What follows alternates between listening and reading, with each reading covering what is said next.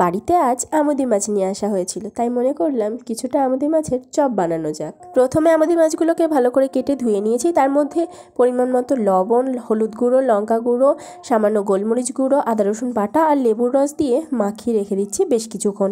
এরপর একটা বাটিতে 2 কাপ বেসন নিয়েছি। তার মধ্যে পরিমাণ মতো লবণ, হলুদ গুঁড়ো, লঙ্কা গুঁড়ো, কাশ্মীরি লঙ্কার গুঁড়ো আর দিয়ে দিচ্ছি ভাজা মশলা দিয়ে সব কিছু ভালো করে মিক্স করে নিয়ে অল্প অল্প করে জল দিয়ে একটা ঘন করে ব্যাটার তৈরি করে নিলাম।